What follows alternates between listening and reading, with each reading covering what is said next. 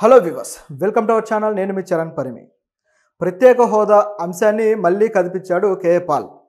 చంద్రబాబు గారికి, అమిత్ షాకి, మోడీకి అందరికీ ఒకేసారి పంచ్ అయితే వేశాడు. మామూలు పంచ్ కాదు ఇది. ఎందుకంటే ఇప్పటిదాకా ప్రత్యేక హోదా విషయాన్ని తమ రాజకీయ సౌలభ్యం కోసమో లేకపోతే అధికారంలోకి రావడానికి దాన్ని ఒక కీలకమైన ఒక అంశంగా వాడుకుంటూ వచ్చారు. అట్లా వాడుకొని చివరికి ఎలక్షన్లో గెలుపొందుతున్నారు. గెలిచిన తర్వాత మాత్రం ప్రత్యేక హోదా అంశాన్ని గాలికి వదిలేస్తారు. గతంలో పార్లమెంటు సాక్షిగా ప్రత్యేక హోదా ఇస్తాము అని చెప్పిన ప్రభుత్వం లేకుండా పోయింది. ఆ తర్వాత ప్రత్యేక హోదా మేము సాధించి తీరతాము, ఇచ్చి తీరతాము అని చెప్పి అప్పుడు ప్రతిపక్షంగా ఉన్న బీజేపీ అనింది. ఆ తర్వాత వాళ్ళు ప్రభుత్వంలోకి వచ్చాక ఏమాత్రం అటువంటి చర్యలు తీసుకోలేదు. దానికి నానా రకాల సాకులు చెబుతూ వచ్చారు. ప్యాకేజీలు అన్నారు, అదన్నారు, ఇదన్నారు, ఎన్నో రకాలుగా అది తప్పుదారి పట్టింది. చంద్రబాబు గారు 2014లో రాష్ట్రం విడిపోయిన తర్వాత అధికారంలోకి వచ్చాక ప్రత్యేక హోదా అంశాన్ని కనీసం మాట వరుసకైనా కూడా ప్రభుత్వాన్ని అడిగి సాధించుకున్న దాఖలా లేదు. వాళ్ళు ప్యాకేజ్ ఇస్తామన్నారు, ప్యాకేజీకే నేను రెడీ అయిపోయాను అని చెప్పేసి ప్యాకేజీకి ఆయన సిద్ధపడి డబ్బులు తెచ్చుకొని ఆ పోలవరాన్ని ఏదో కొద్దిగా చేయడానికి ట్రై చేశారు. కానీ ఒక ప్యాకేజీ వల్ల ఏమాత్రం రాష్ట్రం అభివృద్ధి చెందదు అని ఆ 5 సంవత్సరాల్లోనే నిరూపణ అయింది. ఆయన ఏదో అమరావతి అని చెప్పేసి గ్రాఫిక్స్ విజువల్స్ చూపించినా అక్కడ జరిగిన పని చాలా తక్కువ అనేది అందరికీ తెలిసిందే. ఇక సామాన్యులకైతే అమరావతి మాత్రమే తప్ప ఇక రాష్ట్రంలో ప్రజలు లేరు, ప్రజల శ్రేయస్సు కావచ్చు, ప్రజల అభివృద్ధి కావచ్చు, ఇవన్నీ లెక్కలోకి రాలేదు. ఆ విధంగా అయిపోయింది సామాన్యుల పరిస్థితి. చివరికి రాష్ట్రం మారిపోయిన తర్వాత ఎప్పుడైతే ప్రభుత్వం మారిందో రాష్ట్రంలో వైసీపీ ప్రభుత్వం వచ్చిన తర్వాత వైసీపీ కూడా ఇదే డ్రామా స్టార్ట్ చేసింది. ప్రత్యేక హోదా విషయంలో ఏమాత్రం నోరెత్తలేదు. అటువైపు టీడీపీ గవర్నమెంట్లో ఉన్నన్ని రోజులు ప్రత్యేక హోదా కోసం దమ్ముంటే సాధించండి, అది ఇదని సవాలు చేయండి అని మాట్లాడారు. అలాగే చివరిలో ఎలక్షన్ ముందు మొత్తం తమ ఎంపీలతోటి రాజీనామాలు చేసి మరీ రోడ్డెక్కారు వైఎస్ జగన్.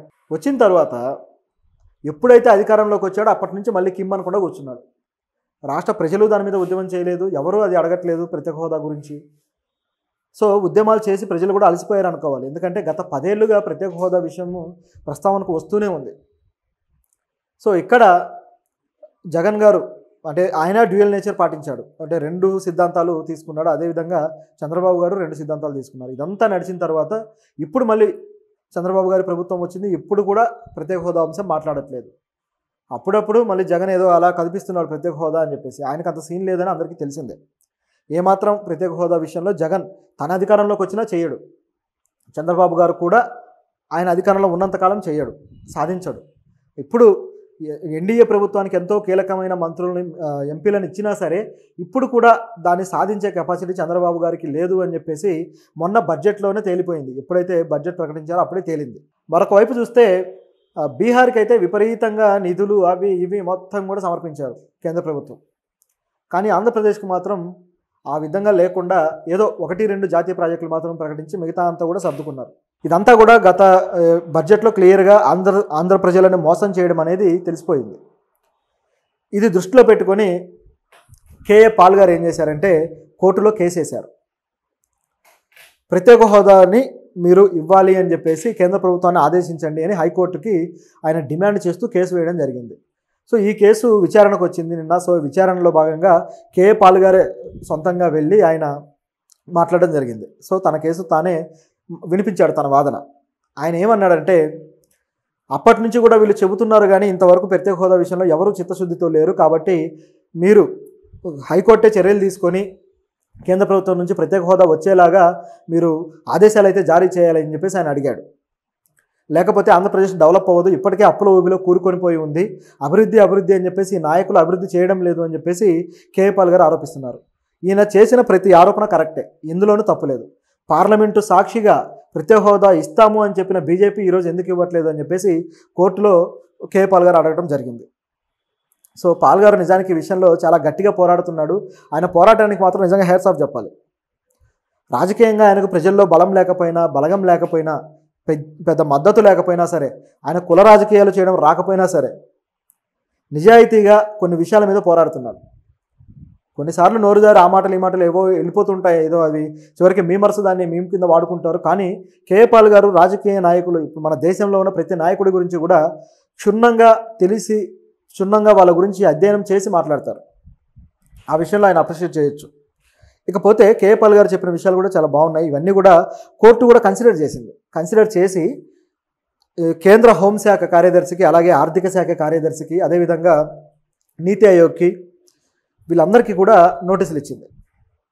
సో రాష్ట్రానికి మీరు ఇస్తారన్నారు కదా ప్రత్యేక హోదా, దానికి సంబంధించి మేము మళ్ళీ విచారణ వాయిదా వేస్తున్నాము, ఆ వాయిదాకు మీరు వచ్చి సమాధానం చెప్పండి, దానికి సంబంధించిన పూర్తి వివరాలతోటి మీరు రిపోర్ట్ అయితే సబ్మిట్ చేయండి అని చెప్పేసి కోర్టు అడిగింది, హైకోర్టు.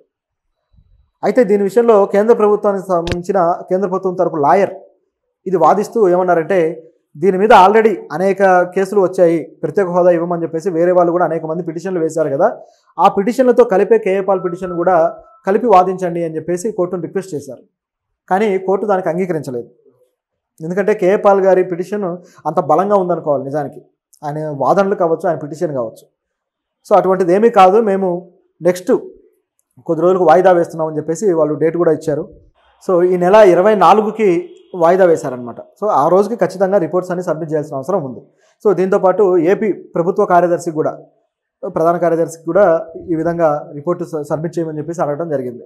కాబట్టి కేఏ పాల్ గారు మాత్రం ఈ విషయాన్ని గట్టిగా కదిపినట్టే అయింది. ఇప్పుడు ఈ ప్రభుత్వం ఎటు కాని పరిస్థితుల్లో పడింది. చంద్రబాబు గారి ప్రభుత్వం, కేంద్ర ప్రభుత్వం ప్రత్యేక హోదా ఇవ్వను అని చెప్పేసింది, మేము డ్రాప్ అవుతున్నాము అంటారా, లేకపోతే ప్రత్యేక హోదా సాధిస్తామని చెప్పేసి చెబుతారా, లేకపోతే ఇంకేం చేస్తారు, మోడీ గారితో ఏమైనా మంత్రాలు చేయడానికి వెళ్తారా? సో ఎటుగాని పరిస్థితి అయింది. అలాగే మోదీ గారికి కూడా అంతే పరిస్థితి. ప్రత్యేక హోదా మేము ఇవ్వలేము, కాకపోతే ప్యాకేజ్ తీసుకోండి అని చెప్పి ప్యాకేజీలు కూడా ప్రకటించారు ఆల్రెడీ. అయితే మనం ఆశించిన ప్యాకేజీలు వేరు, వాళ్ళు ఇచ్చిన ప్యాకేజీ వేరు. సో మన దగ్గర అయితే చాలా ఎక్కువ ప్యాకేజ్ ఆశించారు నిజానికి, ఎందుకంటే అభివృద్ధి జరగాల్సిన రాష్ట్రం కాబట్టి మిగతా రాష్ట్రాలతో కంపారిజన్ లేకుండా విడిగా సపరేట్గా దీనికి ఏదైనా చేస్తే బాగుంటుంది అనే ఆలోచన వచ్చింది. కానీ కేంద్ర ప్రభుత్వం ఆ విధంగా లేదు. వాళ్ళకు ఎంపీలను ఇచ్చారు కాబట్టి ఆ ఎంపీలకు ఏదో ఒకటి కాంపెన్సేట్ చేస్తే కొద్దిగా ఏదో సద్దుమణుగుతుంది, గొడవ లేకుండా ఉంటుంది అన్నట్టుగా ఏదో గుడిలో మెల్లలాగా ఇచ్చారు.